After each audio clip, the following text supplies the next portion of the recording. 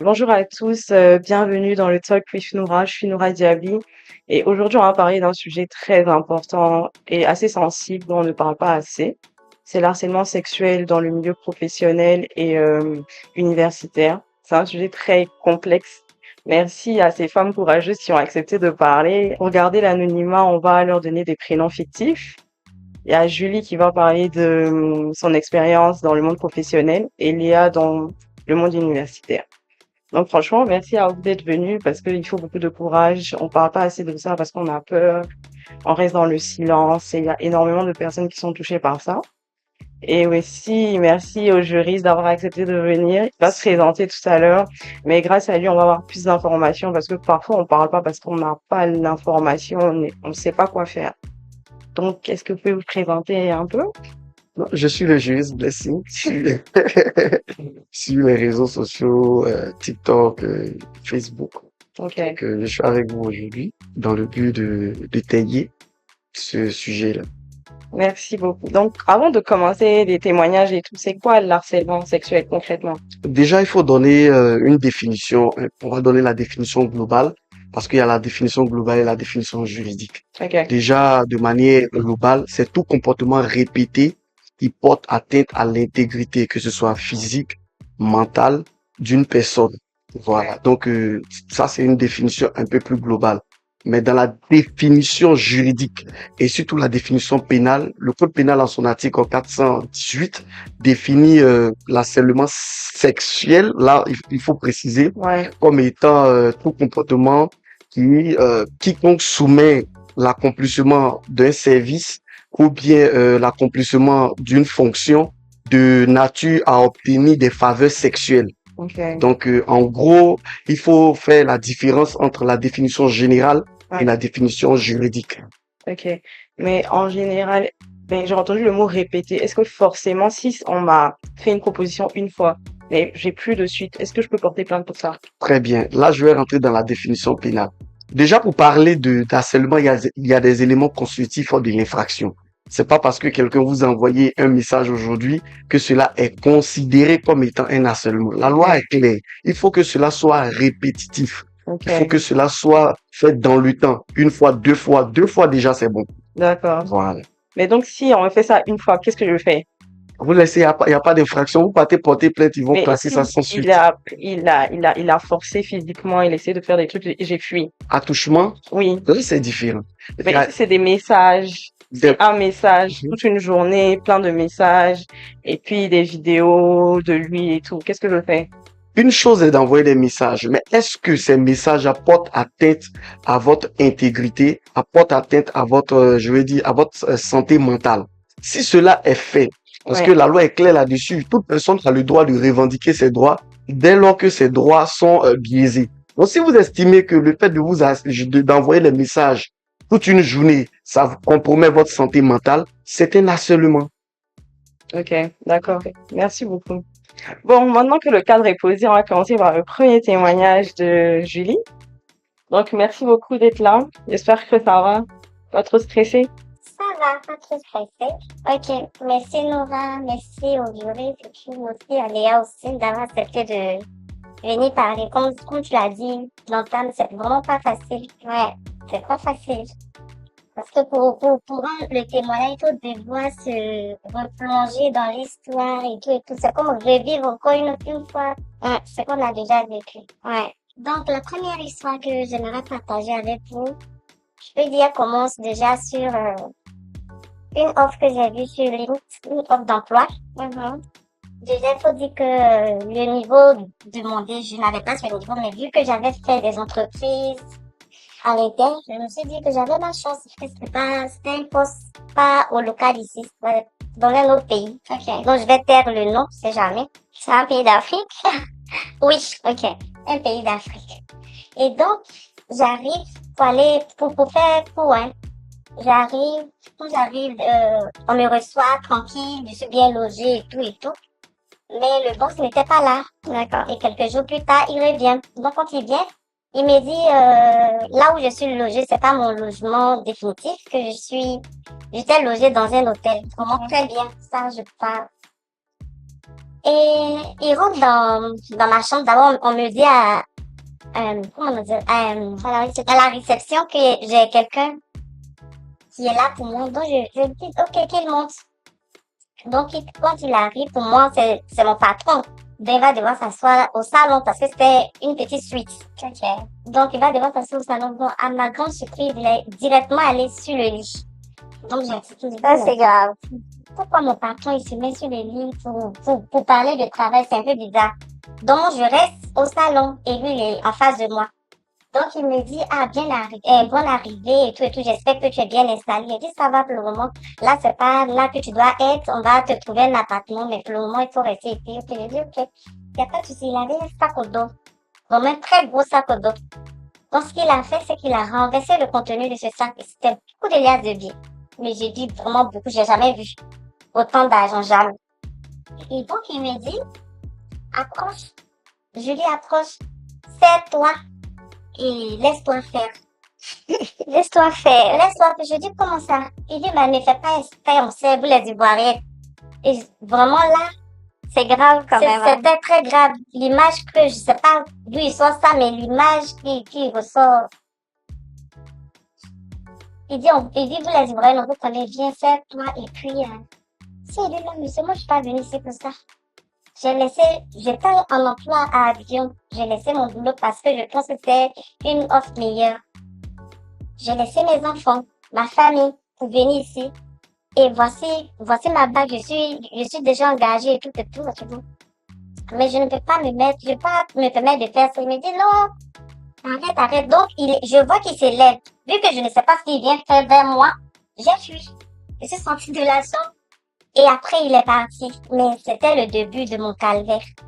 Le lendemain, je vais au travail. Il me dit, il est en haut, parce que lui, son bureau était tout en haut. Il voyait tout le monde. Il me dit, il m'envoie des SMS. Je viens de te voir. Je sais pas si elle doit dire un de mots là, mais je sais pas. Oh, vas-y, tu peux tout dire. Je viens de te voir. Et tes formes dans la robe. Je vois même tes perles, l'oreille, tout et tout. Est-ce que tu peux me faire une photo? Je t'envoie 350 000. Mais c'est tellement grave. Wow. Donc, je réponds pas. Et ça, c'est plusieurs fois. Chaque fois qu'il me dit, il vient dans mon bureau pour une séance de travail, j'ai peur. Parce que je sais pas ce qu'il va venir me faire, vu que mon bureau est fermé, c'est pas les open space. C'est un bureau fermé. Et j'ai peur. Mais chaque fois qu'il demande des points, il veut toujours que ça soit dans un endroit, soit chez moi, ou bien quelque part, dans un endroit où on sera que nous deux. Non, mais moi, je travaille avec une équipe. Si je dois faire les points, j'aimerais que mon équipe soit là pour qu'on puisse faire le point ensemble. Et donc, j'ai vu que ça allait de mal en pire, en fait. Souvent, il venait, quand il me surprenait seul dans mon bureau, il tapait sur mes fesses. Oui, il tapait sur mes fesses. Souvent, je me retrouvais à lutter avec lui au bureau. Donc, quand j'ai vu que ça commençait à devenir un peu trop, et ça allait vraiment contre mes principes, j'ai demandé à rentrer. J'ai dit, bon, moi, je préfère mettre fin à tout cela. Et je veux rentrer. Parce que je rapportais chaque fois tout ce qui s'est passé ici. Que ce soit mes frères, à mon chéri, à tout. Je rapportais chaque fois. Il a dit, je veux rentrer. Et il m'a dit, si tu veux rentrer, tu peux rentrer. Il faut savoir que le salaire qu'il m'a promis, le premier mois, c'était bon. Mais les autres mois, il a carrément, c'est de 1 500 000, on est passé à 350 000 pour qu'il me remettait comme salaire. Il estime que je ne fais pas ce qu'il veut. Pourtant, les résultats sont là, les équipes étaient formées, tout et tout. Et donc, quand je décide de rentrer à Abidjan, c'est là que tout se gâte. Ça a duré combien de temps? Ça a duré 3 mois. Ok. 3 mois, peut-être même plus. Et quand je décide de rentrer sur Abidjan, de laisser tout, il refuse d'abord de me payer le billet. J'ai dit, bon, ok, moi, j'ai pas de soucis. Je préfère revenir à Abidjan, repartir de zéro, que de rester dans un pays qui n'est pas le mien et puis pays. Donc, je veux retourner, même avec mon salaire que j'ai, je vais me prendre le billet et puis je retourne à Abidjan. Donc, il refuse. En même temps, j'étais déjà installée dans une maison. Donc, qu'est-ce que je fais? Je vends tout dans la maison. Je vends comme je peux. Dieu faisant bien les choses. Je rencontre une Ivoirienne aussi qui m'aide à vendre comme on pouvait, tout et tout. Et je prends le billet. Je sais pas par quelle magie. Il a su que je rentrais. Et le jour, lorsque j'arrive à l'aéroport, il était là. C'est un psychopathe, hein. Il était là. Et donc, quand il m'a pas vu à l'aéroport, qu'est-ce qu'il fait? Il prend son téléphone et il essaie de montrer à tout le monde dans l'aéroport, aux policiers, en tout cas, tous ceux qui étaient aux différents postes de contrôle. Est-ce que vous n'avez pas vu la fille? Est-ce que vous n'avez pas vu la fille? Même s'il m'avait vu que moi, il échange beaucoup, il suffit que l'échange de coiffure, c'est difficile de me reconnaître. Donc, les gens disaient, non, non, et j'étais cachée, je le voyais. J'ai commencé à trembler. Je dis, Seigneur, qu'est-ce que je fais? Je suis pas dans mon pays, c'est vraiment difficile. Donc, je prends sur moi, vu que le temps d'enregistrement arrive, je prends sur moi d'aller vers lui. Dès qu'il me voit, il me brutalise. Il me brutalise et il me dit, tu ne sortiras pas du pays. Oui. Tu ne sortiras pas. Faut dire que son entreprise, c'est une fois que l'entreprise, quand même, dans le pays là où il est, puis il est avec des connaissances, même à la présidence. Oui. Il me dit, tu ne sortiras pas, que j'ai appelé la police judiciaire. Ils sont en route. Et il me prend par le bras. Il m'emmène vers son véhicule. Mais je sais pas comment, je suis calme. Je lui dis tout simplement, je vais retourner auprès de mes enfants. C'est tout ce que je te demande. Je veux juste retourner. Je ne veux plus rien. C'est vrai que j'ai vendu les choses dans la maison. Mais si tu veux, vu qu'il a payé le billet, voici le reste de l'argent, je peux prendre. Il a pris ce qui était dans ma main. Il a pris. Et puis, vu que je savais pas à qui laisser l'ordinateur du bureau, tout, c'était avec moi. Moi, mais volontairement, je lui ai remis. J'ai dit, vu que je savais pas à qui il allait remettre, j'étais obligée de partir avec. Donc, voici, il dit non, que je ne sors pas du pays. Et que la PJ est là pour moi. Donc, il m'emmène vers le véhicule.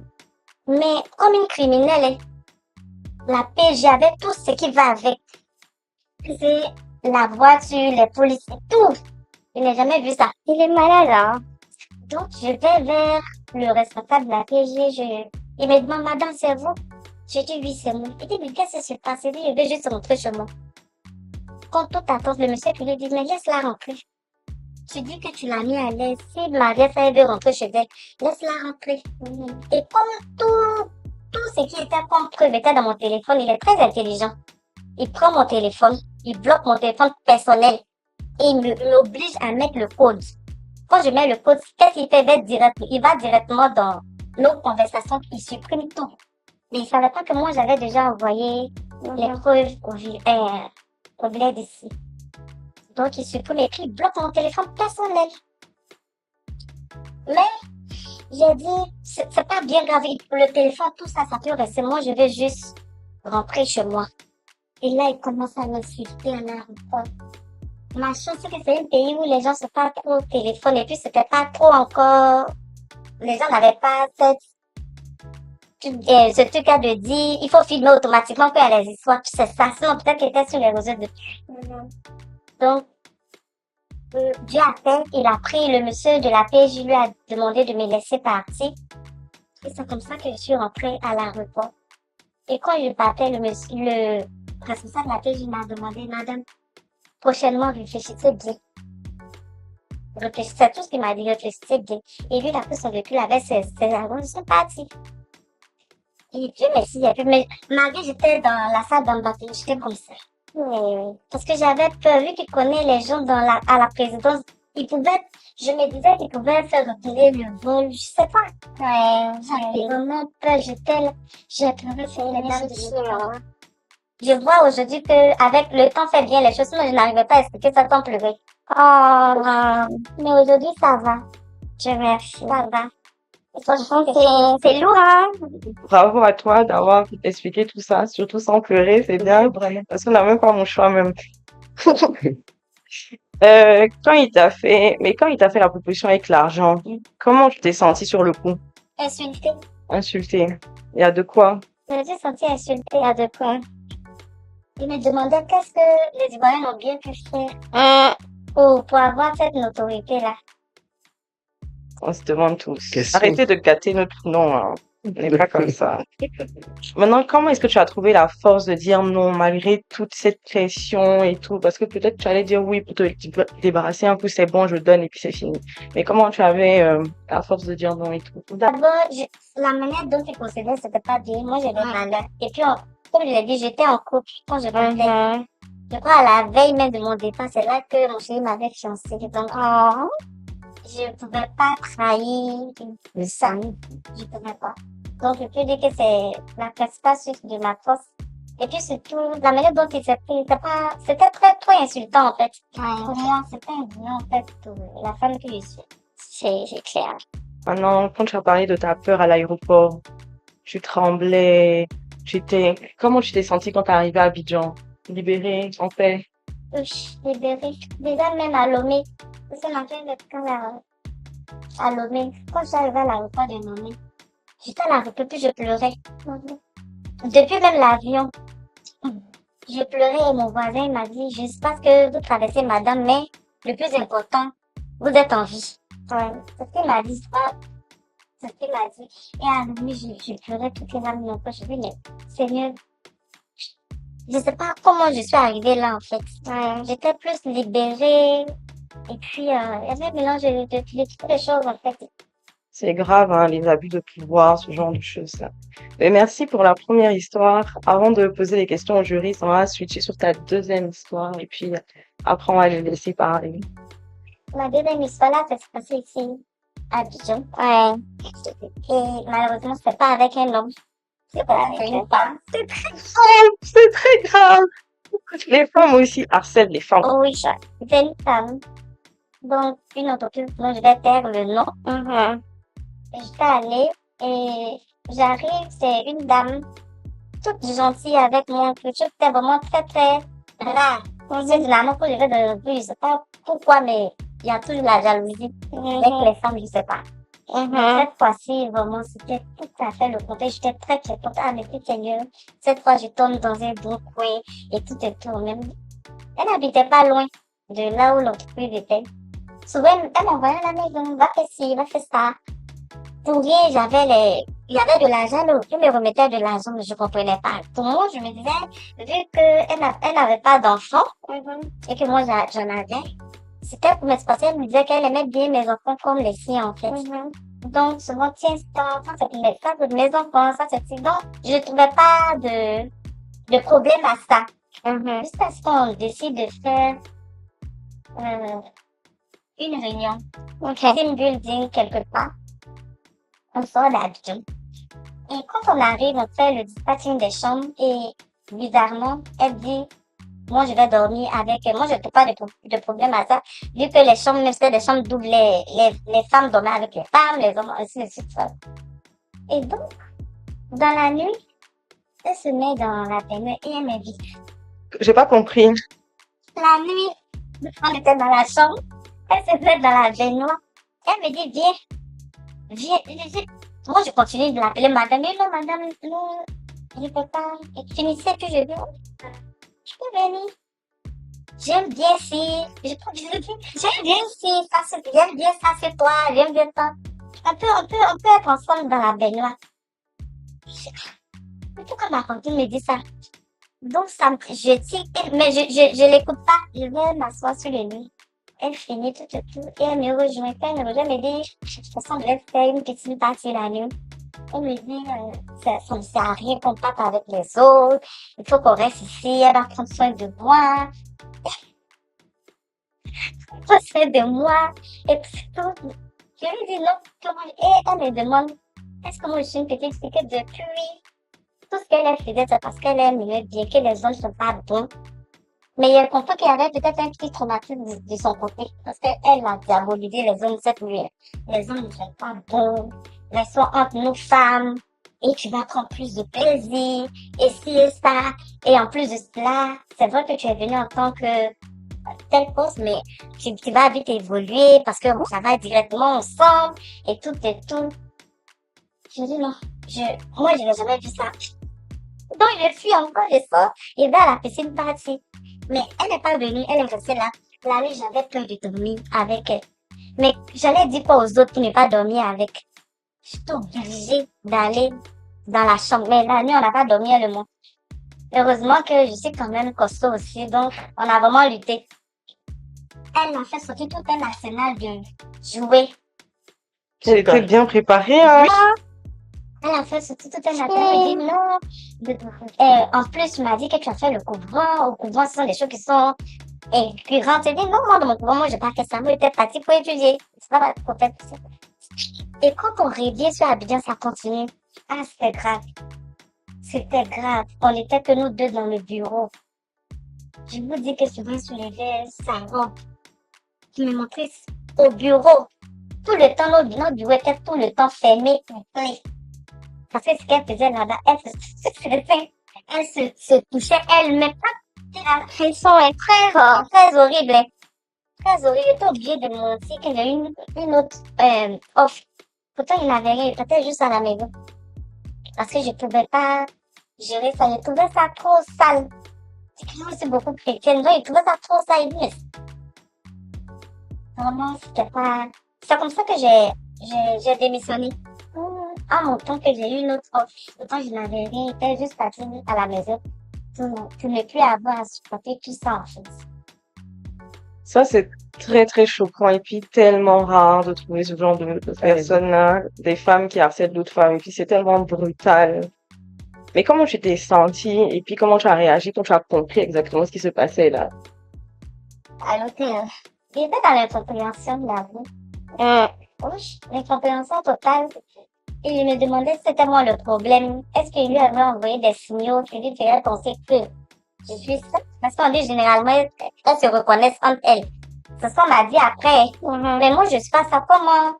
Donc, je me remettais encore en fait. Et le fait de démissionner, ça a été libérateur pour toi? Très, très libérateur. Ils ont commandé vous payer mes charges, mais sincèrement, j'étais contente. J'étais très contente. Je veux dire même la démission même que j'ai le plus bien vécu en fait. J'étais très contente. Je pouvais la bloquer enfin. Je pouvais être moi parce que là, j'étais obligée de faire ce qu'elle disait parce que j'étais au travail. Là, étant chez moi, c'était très, très libérateur pour moi. Des expériences tellement difficiles et tout. Mais aujourd'hui, avec du recul, c'est quoi l'impact que ça a eu sur toi? Il y a quelqu'un qui sourit beaucoup, il sourit, mais il faut dire que tout ce qu'il a vécu. Et ce n'est que deux histoires, il y a plusieurs. Tout ça, ça m'a traumatisée. Au cas où je ne veux plus travailler pour quelqu'un. C'est difficile, je me suis lancée à mon propre compte. C'est difficile, mais je préfère. Je préfère ça. Je n'arrive plus à me voir en train de travailler pour quelqu'un. Je me dis automatiquement que je vais vivre encore ces mêmes choses. J'ai peur. Non, j'ai peur. C'est légitime. Voilà. Comment tu as trouvé ta paix? Mais je pense qu'il y a des associations pour ça. Peut-être que on va chercher et puis peut-être que ça va t'aider à affronter ta peur et puis après, tu vas peut-être retravailler pour quelqu'un, hein? On sait jamais. Ils sont pas tous comme ça, oh. Ok, donc merci en tout cas pour les deux histoires très très chaudes. Donc, monsieur le juriste, dans son cas, qu'est-ce que la loi dit? Elle peut faire quoi? Parce que c'est son supérieur. D'accord. Déjà, il faut que j'ajoute quelque chose. Mhm. On parle d'harcèlement moral, je veux dire, au niveau professionnel, mais la loi aussi a précisé, il y a un harcèlement au niveau des conjoints Mhm. et concubins. Donc ça, il faut qu'on ajoute. Donc, dans ce genre de cas, beaucoup démissionnent. Ok. Voilà, pour garder, je veux dire, leur dignité. Mhm. Mais il y a d'autres qui ne démissionnent pas, mais qui ne cèdent pas. Mhm. Voilà. Vous savez, en droit, il y a toujours les voies de recours. Dans ce genre de cas, il faut toujours conserver les preuves. Parce que vous dites que quelqu'un vous a harcelé, que ce soit sexuel, que ce soit moral, mais il faut que vous prouvez devant le tribunal que effectivement ce que vous êtes en train d'alléguer, je veux dire, il y a des preuves. Et la loi est claire dessus. Article 13-15 du Code civil dit celui qui réclame l'exécution d'une obligation doit en apporter la preuve. Ok. Donc ça, c'est très important. Et aussi, il faut rester catégorique pour dire non. Si Mhm. vous dites, par exemple, non au début et puis après vous cédez, on ne parle plus de violence. Parce que le caractère même de l'harcèlement, c'est la violence exercée sur la personne. Ok. Donc, je prends l'exemple d'une jeune fille qui, on contraint la jeune fille à se marier, elle n'accepte pas, et après, elle accepte. Là, on dit il n'y a plus de violence. La violence a disparu. Donc, c'est comme tu as consenti. Donc, dans ce genre de cas, il y a deux voies de recours. Soit vous saisissez l'inspection du travail et des lois sociales, Les gens ont dit qu'il y a problème là-bas, ils sont corrompus, il y a tout ça. Quand le patron va glisser deux ou trois choses, ils vont laisser tomber. Mais ce que vous devez savoir, l'inspecteur du travail et des lois sociales n'est pas juge. Il est conciliateur. Ok. Donc lui, il a pour but de concilier les parties, non régler ça à l'amiable. Et lorsque la conciliation ne passe pas, la loi est précise qu'il faut saisir le juge social, c'est-à-dire le juge en la matière. Donc, quand vous saisissez le juge en la matière, cela sera considéré comme un licenciement abusif. Mhm. Deux, la loi dit que dans ce genre de cas, l'employeur qui renvoie une personne dans ce cas d'espèce-là est obligé de réintégrer la personne en payant des dommages et intérêts. Ok. Au plan pénal, vous portez plainte, soit à la police, soit à la gendarmerie, soit au parquet. Et généralement, je conseille au parquet, c'est-à-dire chez le procureur. Le policier va s'envoyer son affaire là-bas, il va se substituer en juge. Non, c'est pas une affaire civile, c'est une affaire pénale, c'est pas une affaire pénale, c'est une Les affaire civile. policiers là. Donc, quand vous déposez la plainte chez le procureur, lui, il examine avec les pièces qui y vont avec, et puis il décide de poursuivre l'infraction. Pour aller encore plus loin, on peut porter plainte avec constitution de partie civile devant le juge d'instruction, qui lui, qui est juge d'investigation, juge des enquêtes, ce que vous avez allégué, il va mener des enquêtes. Aller auprès aussi de certaines personnes. Est-ce que vous avez subi la pression de votre patron? Vous avez subi la pression de votre époux, de votre concubin? Si il s'est avéré que oui, il a fait ça à plusieurs personnes, il sera pris jugé et ils vont vous payer des droits. Mhm. Voilà, donc voici un peu les voies de recours. Mais il y a certaines personnes qui préfèrent ne pas parler. Si vous n'avez pas la force d'aller dans les tribunaux ainsi qu'à l'inspection du travail, vous pouvez prendre attache avec les ONG qui luttent pour l'harcèlement moral et sexuel. Est-ce que c'est facile de les trouver, les ONG? Bien sûr, il y a plusieurs ONG sur Internet. Mhm. Donc, ils ont les registres de commerce, ils sont enregistrés au CPC. Vous partez au plateau, vous demandez CPC, ils vont vous conseiller des ONG. Voilà. Ouais. En tout cas, c'est difficile hein, d'avoir la force de parler, surtout quand on se dit que le patron, il est tellement influent, il a son pouvoir et tout. Donc, moi, je vais dire quoi et puis on va me croire. Et surtout, la corruption, ça fait peur. C'est ça. Donc, Justement, je vais rebondir même sur le premier sujet. Dans ce genre de cas, c'est un peu récurrent. Où, par exemple, la personne doit aller travailler à l'extérieur. Là, chaque État est souverain. Mhm. Supposons que le monsieur a de l'influence dans son État. Donc, avant d'aller travailler, il faut prendre aussi le temps d'analyser les offres. Voilà. Et ça, aujourd'hui, c'est elle. Ça peut être quelqu'un d'autre demain. Et quand c'est comme ça aussi, ayez aussi la manie de filmer. Voilà. Ok. En n'exposant pas le visage de la personne. Vous pouvez filmer pour mettre sur Internet. Mais il s'est dit que c'est pas lui. C'est pas lui, mais il y a des conversations privées Ouais. pour qu'il prouve effectivement que c'est lui qui a envoyé les messages. Donc, gardez ces messages-là. Mais si on n'a pas de preuves, on fait comment? Si vous n'avez pas de preuves, c'est pas la peine. C'est sa parole contre votre parole. Ouais. Gardez les preuves. Ouais. Que ce soit enregistrement, appel. Généralement, même, ils aiment plus les messages. Ouais, ils aiment plus. Ou bien, ils aiment je veux dire, les rencontres côte à côte. Enregistrez vos conversations. Même si c'est illégal, on sait comment on va tourner ça en votre faveur. Ouais.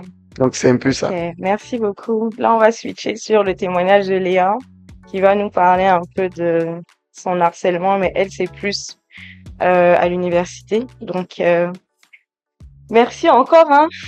C'est moi qui vous remercie pour l'opportunité que vous nous donnez de pouvoir témoigner de ce que nous avons vécu. Alors, moi, j'ai vécu un harcèlement sexuel en milieu universitaire. J'ai dit, après le bac, j'ai été inscrite dans une université en faculté de droit. Bienvenue. Très grave. Très grave. Alors, je vais éviter de donner certains détails, mais voilà comment tout a commencé.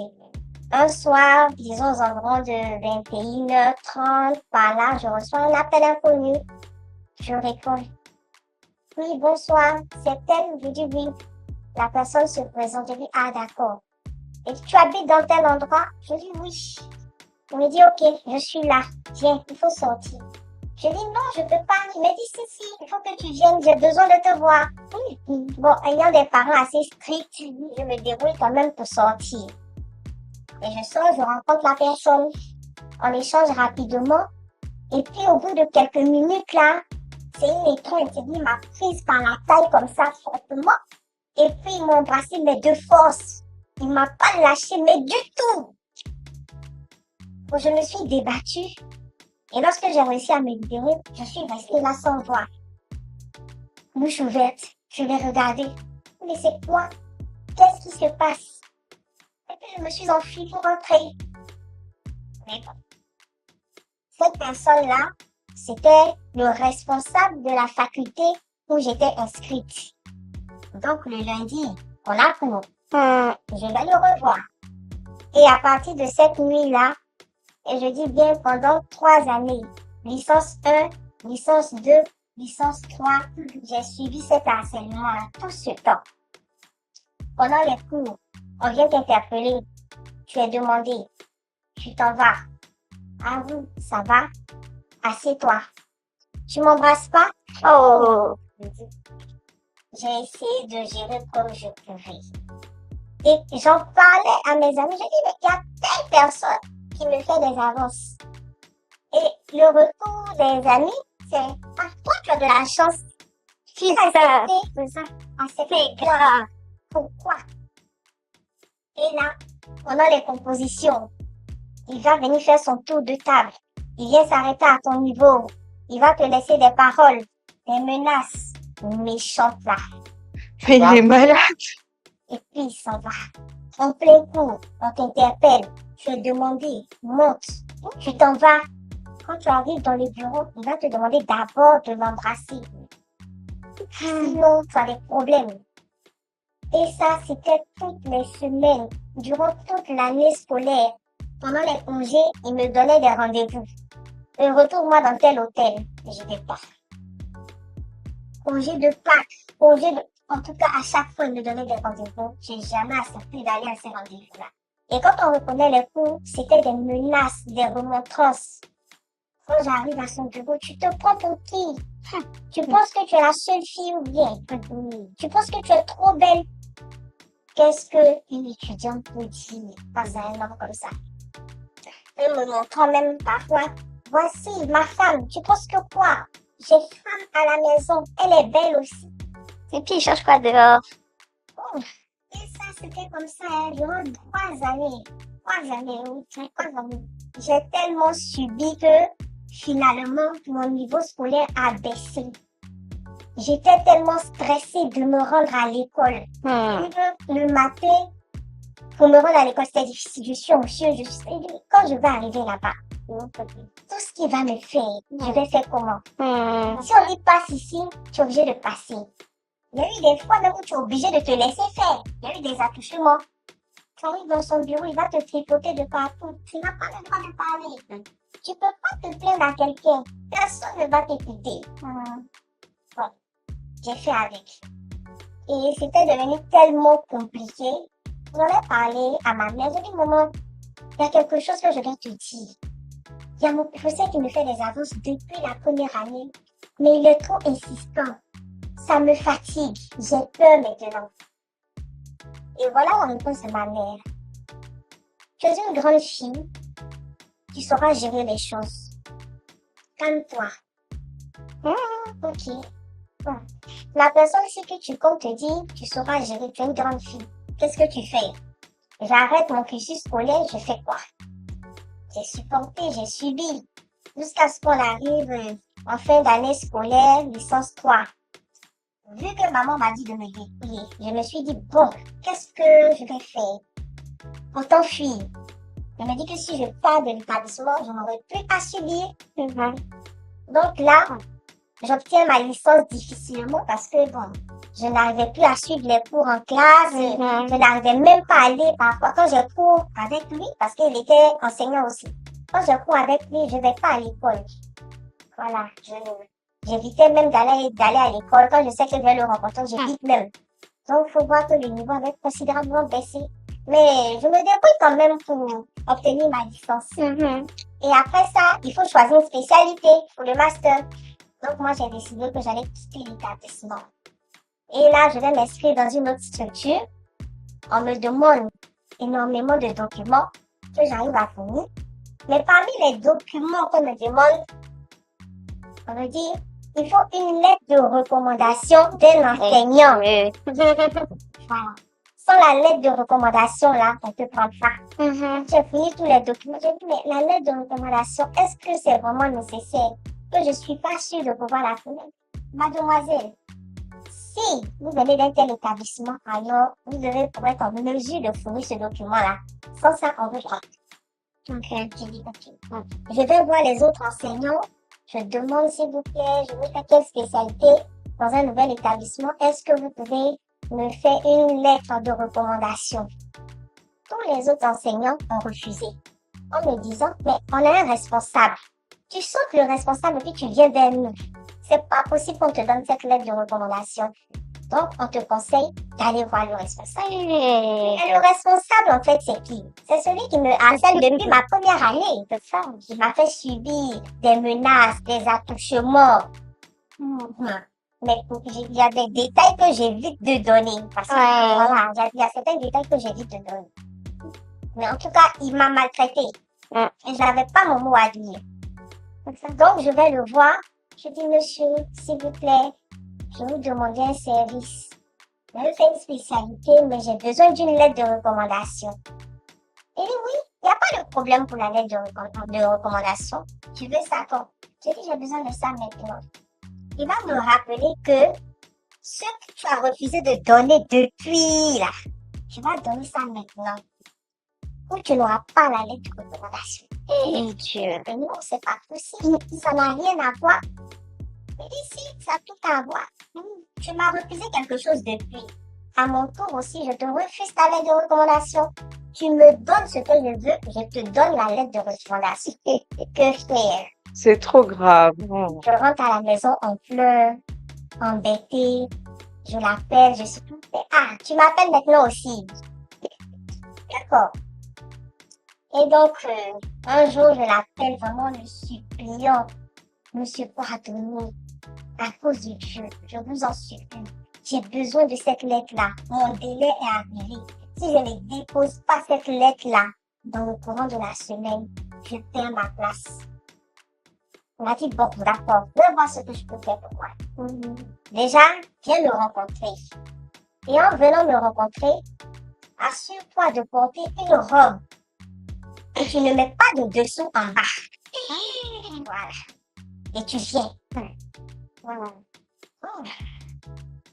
Situation compliquée. Je dois forcément aller le rencontrer. Parce que sans ça, je sais pas comment je vais faire. Donc, je m'habille, je porte une chemise, je mets un t-shirt, je porte un coulant, un talon jean, et tu. Mais vraiment quoi? Bien barricadé. Voilà, je me barricade et puis je me rends à l'école. Il m'a donné rendez-vous à l'école. J'arrive à son bureau, je salue. Assieds-toi, dès que j'entre, fais ma clé. Et le show a commencé. 2 heures de bagarre. Laisse-toi faire. C'est rien. Toutes les filles font ça. Toutes les Toi, filles. tu comment? Et puis on ne peut pas te toucher. Je dis, c'est pas que je suis pour nous. Je ne veux pas, tout simplement. Donc, pendant 2 heures, c'était chaud, c'était tendu, il était en colère. Les injures, les propos déplacés, mais je peux rien dire. Moi, je suis en pleurs. Signe mon papier. Et comment Dieu va me sauver? Il y a un de nos professeurs qui est arrivé à l'improviste. Le professeur frappe à la porte. Pendant au moins 5-10 minutes, il ne peut pas ouvrir la porte. Oh, s'il n'y a rien qui se passe, normalement, pour un bureau, dès qu'on frappe, on doit pouvoir ouvrir la porte. Et même si c'est fermé à clé, on ne peut pas mettre 5 ou 10 minutes à ouvrir. Donc, le professeur entre. Le professeur me regarde. Ah, donc c'est ce que vous êtes en train de faire ici. Je n'ai pas dit un mot. Je ne sais pas ce que vous pensez. Oui, mais c'est quoi alors? Je ne peux pas parler. Il me regarde. Je ne peux rien dire. Et même le professeur qui est là, il est le supérieur du professeur. Donc le professeur ne peut pas dire grand-chose en fait. Donc le professeur entre, parce que c'est un bureau commun. Et là, je lui ai dit, il a commencé à me dire des choses. Je lui ai dit, monsieur, je suis venu pour ma lettre de recommandation. Vous m'avez dit de passer aujourd'hui pour récupérer la lettre de recommandation. Et puis, il a signé ça, voilà, à main levée comme ça. Comme s'il voulait faire une rature, il a signé ça. Et moi-même, j'ai soulevé son cachet, il s'est tamponné, et puis j'ai dit merci. Je suis sortie en 4 heures après. Très smart. Voilà comment j'ai été libérée. Sinon, je vous dis que pendant 3 années, supporter un harcèlement, c'est pas facile. C'est pas facile. Tu n'es pas fort d'esprit, tu vas te suicider. Moi-même, abandonner l'école. Ben oui. Mais j'ai supporté les insultes, les menaces, les messages, les appels. Waouh! Et ça, c'était chaque semaine. Quand on a pris les soirs, avant de sortir de l'établissement, là, merci à son devoir. Faut bien que tu passes là-bas. C'est grave. Mais qu'est-ce qui te donnait la force de continuer? Parce que ces 3 ans, c'est beaucoup. Enfin, c'est trop grave. Comment tu faisais pour surmonter tout ça? Mais j'avais pas de force. Je devais obtenir mon diplôme. Ma seule motivation, c'était obtenir mon diplôme et partir loin. Tu es très forte, hein, parce que il y a longtemps, je m'allais abandonner ou bien changer d'école. Mais Sans vous mentir, je pensais abandonner parce que je n'arrivais plus à mettre mon pied à l'école. C'est-à-dire que dès que je foule le seuil, je peux pas. Tu es stressé, Ouais. tu as la pression. En plein cours, tu reçois des messages. Monte. Tu montes ou tu montes pas? Tu ne montes pas. Dans 2 heures, tu vas courir avec lui. c'est ça. La pression est énorme.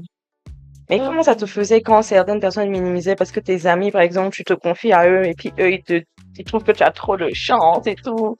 Comment tu te sens avec ça? Oui, tu te sens, c'est un sentiment en fait d'abandon. Ouais. C'est un sentiment d'abandon, c'est un sentiment d'impuissance.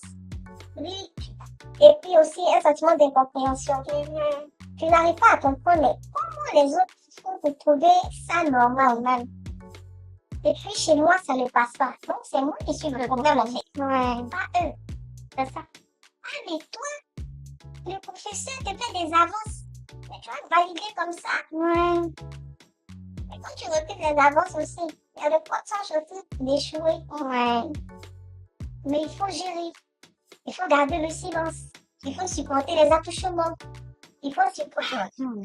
C'est un vrai abus de pouvoir, cet acharnement-là. Tu es en face d'une figure d'autorité. C'est ça. Et moi, je suis jeune étudiante. Mhm. Est-ce que ma voix va pas?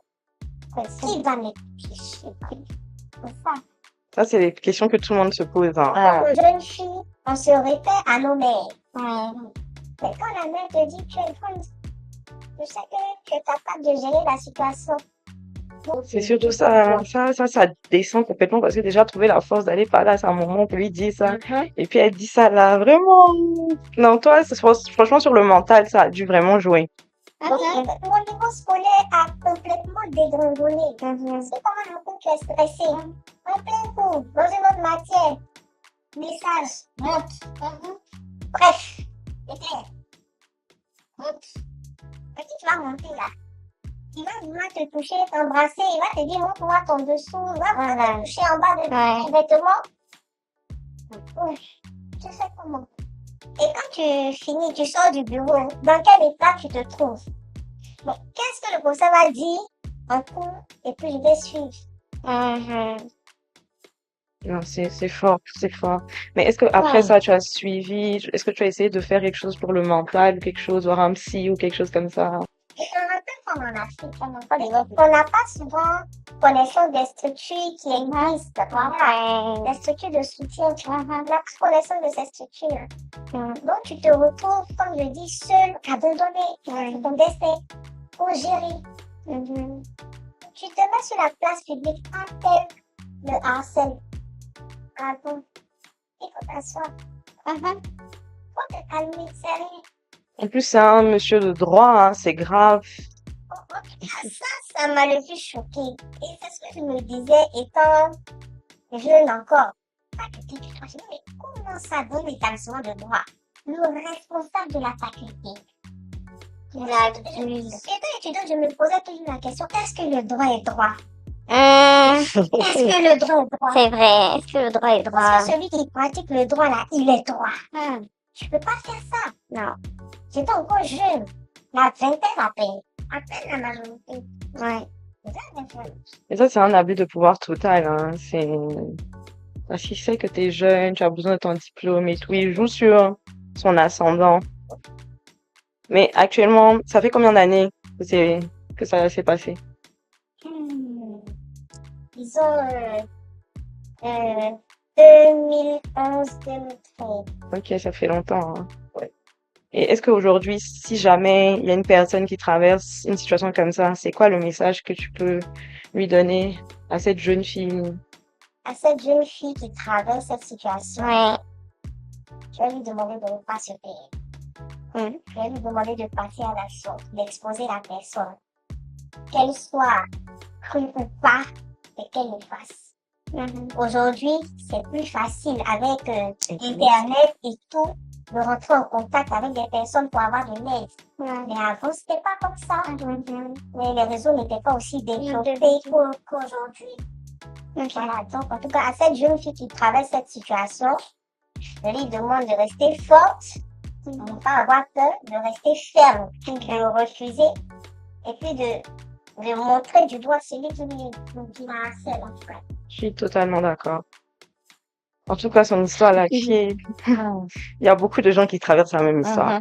Beaucoup. Et donc, concernant la loi, qu'est-ce que ça dit pour protéger les étudiants, les élèves qui Bon, traversent ce genre d'harcèlement là? je pense que j'ai déjà évoqué la situation, hein.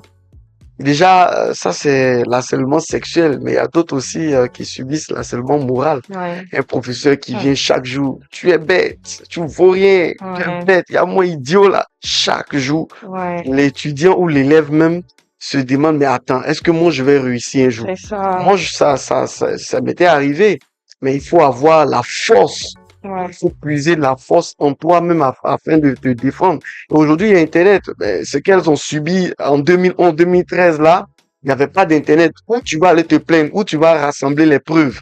Et ça, c'était compliqué. Donc, actuellement, par la grâce de Dieu, Internet est là. Il y a des gens qualifiés, il y a des juristes, il y a des avocats. Nul n'est au-dessus de la loi. Elle l'a dit toujours, tout à l'heure que, est-ce que le droit est droit? Le oui, droit est droit, mais c'est ceux qui font le droit qui n'ont pas le cœur droit. c'est ça. Voilà, ce sont ces personnes-là qui détournent J'aime l'esprit de la loi. Donc, il y a des ONG, il y a le ministère de la femme et de l'enfant. Il y a tous ces ministères-là qui luttent pour vraiment éradiquer ce phénomène-là dans les écoles. Et quand c'est comme ça, il faut pas se taire comme elle a dit. Il faut saisir les tribunaux, peu importe le prix, mettez votre âme, votre esprit là-dedans pour que véritablement vous puissiez sauver quelqu'un d'autre. Parce que votre témoignage sauve quelqu'un d'autre. c'est ça. Généralement, on voit ça avec les professeurs. Il y a des professeurs qui sont très pervers, Ouais, très virulents. Voilà. Et la fille se Ouais. retrouve, elle est coincée là-dedans. Un bon matin, elle va se suicider. C'est ça. Donc, il faut vraiment saisir les tribunaux, saisir les autorités compétentes. Et on minimise beaucoup, surtout quand elle a dit tu as la chance et tout. Mhm. Ça, j'ai tellement entendu ça. C'est ça. Vache. Je n'ai pas la chance. C'est quoi ça? Tu as mon malheur. Ils ont plus de bonne valeur. Mais si jamais c'est un mineur, comment il fait? Est-ce qu'il est obligé de venir avec ses parents pour porter Le mineur lui-même peut porter plainte, il n'y a pas de problème. Le mineur peut porter plainte. Si les parents ne veulent pas, le mineur va au tribunal, expose, puisqu'il y a le tribunal des mineurs. Ok. Va au tribunal, expose le point. Il y a plein comme ça, même des avocats, on les radie du barreau. Il y a des huissiers de justice qui sont en prison. Donc, nul n'est au-dessus même de là. Il y a des juges même, je vous parle, qui ont été radiés de l'ordre des magistrats du Côte d'Ivoire. Ok. Donc, faut pas se taire. Il faut aller, même si vous partez dans un bureau, on vous a refoulé, cherchez un autre bureau pour aller vraiment exposer le problème. Et si on expose au sein de l'établissement, au responsable même de l'établissement et il ne fait rien, qu'est-ce qu'on fait par rapport à Si ça? par exemple le responsable de l'établissement ne fait rien, et en plus le responsable, il va juste renvoyer la personne, mais il faut que la personne apprenne de ses erreurs. Ouais. Donc vous n'allez pas que signaler au responsable, puisque lui aussi c'est son élément, il peut décider. Et donc, porter plainte contre les deux. Non, lui il n'a pas agi. Ouais. C'est vrai qu'il est resté inapte, mais lors de la commission, s'il avait vu, je veux dire, l'individu en train de faire ça et qu'il n'a pas parlé, là c'est une infraction d'omission. Ok. Abstention plutôt. Donc, il s'est abstenu de ne pas agir. Donc, saisissez les autorités. Et c'est quoi, est-ce qu'on peut porter plainte des années après? Bon, Combien d'années comme ça? là seulement, la loi punit de 1 an à 3 ans d'emprisonnement ferme. Les Ok, circonstances, voilà, normales, vous voyez un ok, peu. Maintenant, quand c'est suivi des circonstances aggravantes, ça peut aller de 5 à 10 ans d'emprisonnement ferme. ok, Donc, il faut qualifier. Est-ce que c'est un délit? Est-ce que c'est un crime? Quand c'est un délit, ça tourne entre 3 ans et 5 ans. Vous suivez. Mais quand c'est un crime, à partir de 10 ans. Si 10 ans arrivent, c'est plus ok, possible. mais à partir de combien d'années ça ne sert à rien que je porte plainte, par exemple? Elle, c'est depuis 2011. Est-ce que Non, aujourd'hui aujourd'hui, elle c'est peut pas. mort? Elle Mais peut c'est quoi le délai? Bon, en matière de poursuite au niveau, parce qu'il faut faire la différence entre la prescription de la peine et la prescription de l'action publique. La prescription de l'action publique en matière de délit, c'est 3 ans. En matière de crime, c'est 10 ans. Donc, si 3 ans passent que vous ne poursuivez pas, si c'est un délit, voilà, c'est plus possible. Si c'est un crime, à partir de 10 ans. Ok. Et est-ce que vous avez un message que vous aimeriez adresser aux personnes qui ont vécu ça et qui hésitent encore à parler? Et j'ai deux messages. Un Ok. message pour ces personnes qui ont vécu et puis j'ai un message pour les harceleurs. Voilà. Ouais. Sachez que vous les harceleurs, où est le micro? C'est ici là, non? Voilà. Nul n'est au-dessus de la loi. Un jour, ils vont te prendre. Un jour là, ils vont te prendre. Et tu vas aller au moins purger une peine au moins de 10 ans. Quand tu vas arriver là-bas et qu'ils vont te mettre au bâtiment C, tu vas savoir qu'on ne joue pas avec la vie humaine. On ne joue pas avec la dignité humaine. La deuxième chose, c'est ceux qui ont été harcelés. Ne vous taisez pas. Voyez des avocats, voyez des juristes, voyez des conseils juridiques et puis poursuivez ces personnes-là aux yeux de la loi. Plus, gardez les preuves jusqu'à ce que vous ayez gain de cause. Peu importe les intimidations, gardez ces intimidations. La loi, elle est dure, mais c'est la loi. Merci beaucoup. Et vous, est-ce que vous avez un message à faire passer à ces jeunes personnes? Parce que les hommes aussi subissent des harcèlements, hein. Mais bon, on n'a pas trouvé d'homme qui veut raconter. Donc, est-ce que vous avez des messages pour ces personnes-là? Je veux dire, c'est le même message de ne pas se taire, de surtout pas se taire, de parler. On n'a pas eu la chance, on n'avait pas Internet développé comme aujourd'hui. Mais aujourd'hui, avec Internet, de ne surtout pas se taire. De filmer, comme le juriste a dit, si on a l'occasion de filmer, on filme pour avoir les preuves et tout, et puis de dénoncer surtout. D'accord. Moi, j'encourage en tout cas toutes ces filles-là à rester fermes sur tout ça. Tu n'es pas obligé de céder aux avances de qui que ce soit. Quelle que soit la personne que tu as en face, quelle que soit son autorité, non, c'est non. Il faut rester ferme. Tout ce qui est d'avoir les preuves, c'est une autre chose, mais j'insiste. Faut rester ferme. Non, c'est non. Et ensemble. Non, c'est non, hein. En tout cas, merci beaucoup. Avant de terminer, encore merci, hein. Merci beaucoup parce que c'est tellement, c'est beaucoup de force malgré les peurs et les hésitations. Vous avez accepté de parler et merci aux juristes aussi parce que il nous a montré que l'information, ça sauve vraiment. Et beaucoup de personnes se taisent, pas forcément parce qu'elles n'arrivent pas, mais elles ne savent pas quoi faire et tout. Donc franchement, on montre aussi que le droit, ça permet de reprendre un peu de pouvoir.